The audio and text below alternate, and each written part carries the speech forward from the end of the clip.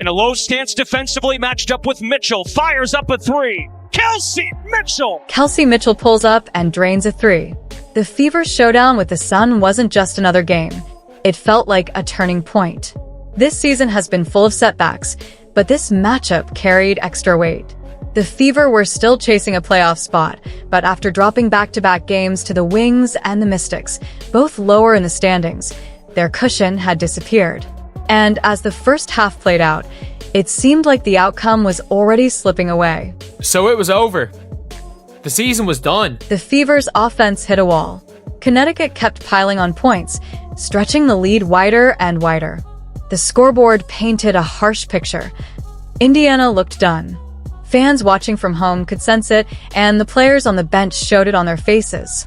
Every missed shot, every turnover added to the weight. Even with 9 games still ahead after this one, it felt like the season was fading right in front of them. Step back three-pointer.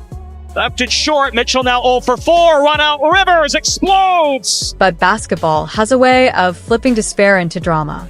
On this night, the Fever, and Kelsey Mitchell especially, delivered a comeback that belongs in the history books. A month from now, we might look back at this as the single most important half of the Fever season. And for Caitlin Clark, it may stand out as a true turning point. But before diving into how it all unfolded, there's one famous clip we need to revisit to set the stage. This is what the greatest thing about sports is. You play to win the game. Hello? You play to win the game. You don't play to just play it. That's the great thing about sports. You play to win. And I don't care if you don't have any wins. You go play to win. There's a legendary line from Herm Edwards that's lasted for decades. You play to win the game. Simple words, but powerful. No excuses. No matter the score, no matter the injuries, no matter how hopeless it looks, the goal is still to win. You show up and you fight. That's why this moment stood out. The Fever had every reason to finally give in. It almost felt like fate had it out for them. Another injury hit, this time to Sophie Cunningham. Mid-game, she went down hard, clearly in pain. She stayed on the floor for several moments before trainers helped her off. She couldn't put full weight on her leg, and her expression said it all. This wasn't just a knock or a bruise. This was serious, and the timing couldn't have been worse. The team was already without Caitlin Clark, already missing Sydney Colson, already down McDonald. Now, Sophie, one of their emotional anchors and key floor spacers, was sidelined too. You could feel the frustration building. At this point, it wasn't just bad luck anymore. It felt like a cruel pattern, a season where every time momentum finally started rolling, something else was ripped away. Sophie's family had seen enough. They jumped on social media, blasting the WNBA for poor officiating and a lack of player protection. We got Sophie's sister Lindsay and her mom Paula. At WNBA, maybe you should focus less on fining players for commenting on your poor officiating and more about hiring officials that are able to call a consistent game, protect your athletes. Pathetic. Praying for you, Sophie Cunningham. And Sophie's mother, Paula. Hartley is a disgruntled player having trouble everywhere she goes. She's playing mean and plays out of control. For a team that had already lost Sydney Colson, Ari McDonald, and of course Caitlin Clark, this felt like the breaking point. The Fever trailed by 21 in what was supposed to be a must-win game against the league's bottom team. Nothing was clicking. The offense had no spark, the defense looked shaken, and the bench showed little energy. You could feel it through the screen. Fever Nation, and even the players themselves, looked ready to pack it in. One of your starters goes down, one of your leaders goes down. And after that, it did feel like the morale of the team was down for the first half, and they went into halftime being down 20 points. And I thought, I was on live, you guys heard it from me, I was like, okay, this game's done. Like, they just can't get out of it. The morale of the team is done. Seeing Sophie go down, like, maybe this team just doesn't have any fight left in them. And I was actually ready to give them a pass as well. I was like, you know what? It's been a hard season. And at some point, you might just have to throw in the towel and be like, you know what? We will get after it next season. It is what it is. It felt like the season had already ended, and everyone had quietly shifted into the acceptance phase. A write-off. There were still 9 games left on the schedule, but the hope was gone. Then, something changed. The fever began to stir. It didn't happen with some explosive play. It started small, almost like a spark in the dark. A Kelsey Mitchell free throw, then a floater, then a 3. In a low stance defensively matched up with Mitchell, fires up a 3. Kelsey Mitchell! Suddenly, the body language was different. The same shots that rattled out in the first half were now dropping. By the 5:37 mark, that 21-point hole was cut down to 14. By the end of the third quarter, the gap was only 11. And for the first time all night, the arena started to come alive. You could feel the momentum shifting. Boston backs down Hartley. Aaliyah Boston, excellent post position. The sun was still ahead, but the fever had started to pry the door open, and Kelsey Mitchell was ready to swing it wide. Essentially, I thought, well, I wasted my day watching this game and going live for it. Then cue the end of the third quarter. The momentum shifted and the Fever started chipping away at this enormous lead that the Connecticut Sun had on them. For the majority of the game, I would say that the lead was around 15, 16 points, and they got it down to 8 points, and Kelsey Mitchell started heating up. With the season hanging in the balance, Kelsey Mitchell ignited. At the 8:38 mark, she nailed a 3. On the very next possession, she attacked the rim and converted her free throws. Just like that, the Suns' double-digit lead started to vanish. Then, like a spark catching fire, Lexi Hull joined in. Wide open in the corner, she let it fly and hit. After weeks of tough shooting, she chose the perfect moment to deliver. Suddenly, the Fever were alive. Howard, assertive, 2 and the foul! The crowd was on its feet. The bench was roaring. Every possession now carried weight. Odyssey Sims turned into a one-woman force, driving fearlessly to the basket, getting to the line, and racking up 9 free throws with sheer determination. Brianna Turner, who had barely played all season, checked in and delivered defensive minutes full of grit, finishing with a plus, 10 on the floor even without scoring a single point. By the final minute of regulation, Kelsey Mitchell had dragged Indiana all the way back. The scoreboard read 84-84. A tie game. The impossible had become reality. Overtime. Stephanie White pumped her fist on the sideline, and the Fever bench roared like the win was already theirs. The comeback was real. In overtime, Indiana took control. 20 seconds in, Kelsey Mitchell sliced to the rim for a layup. A minute later, she hit a 3. On the very next trip, another one. Back-to-back daggers from deep. Mitchell wasn't just hot, she was on fire. The Sun were rattled. The shots they had buried in the first half suddenly clanged off the rim. Tight shoulders, hesitant passes. Meanwhile, Indiana smelled blood. Then came the moment.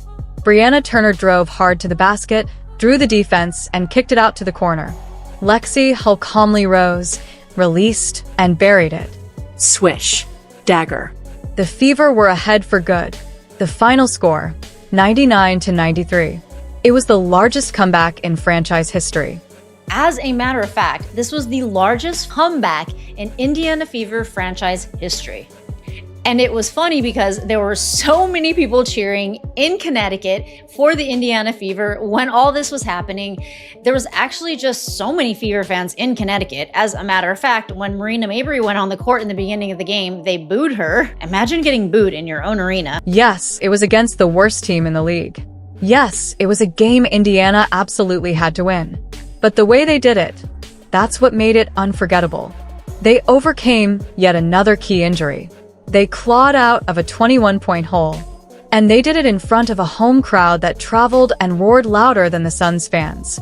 This wasn't just a win. It was survival. It was belief. It was special.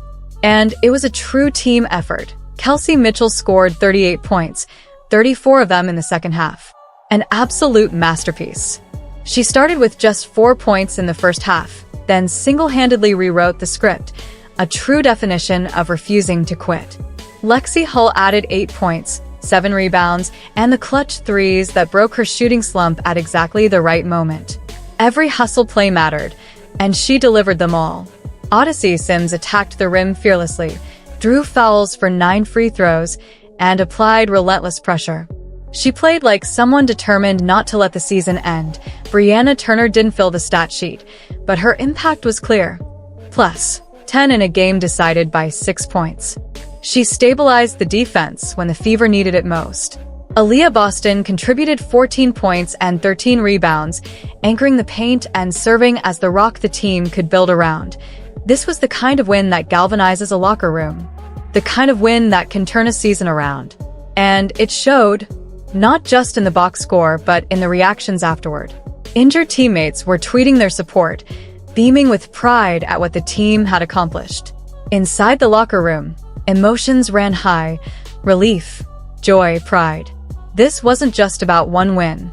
It was about proving to themselves that they could survive the storm and still come out swinging. I'm so proud of you guys. I know that sometimes it sounds like just a word when we talk about being resilient, but it's not, man. It's how we live. Yeah.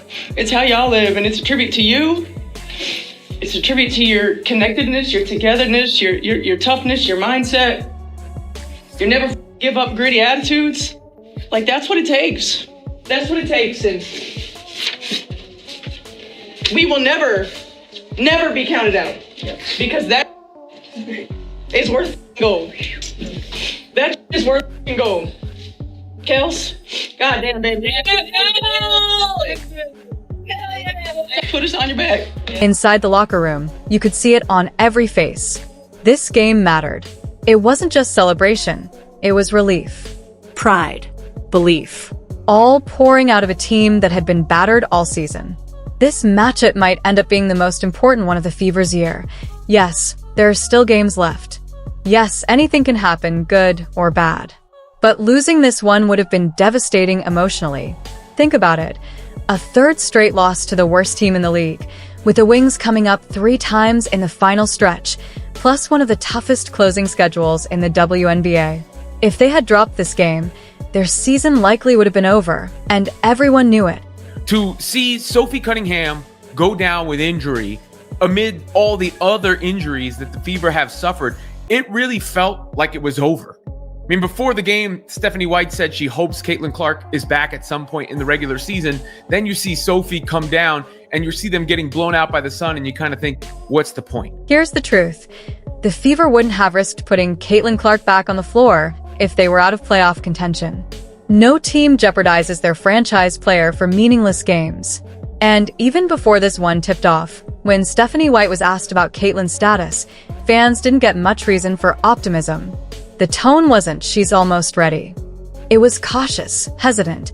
Her return was still very much a question mark. Now that I'm watching it, instead of reading what she had to say, I'm still on my theory that I don't believe Caitlin Clark come back. For her to say she's hopeful that she's going to come back, that's the game plan. She didn't seem or look very confident in stating that Caitlin was going to come back. This is a very interesting conversation she's having with reporters today. Caitlin Clark still isn't practicing fully with the team.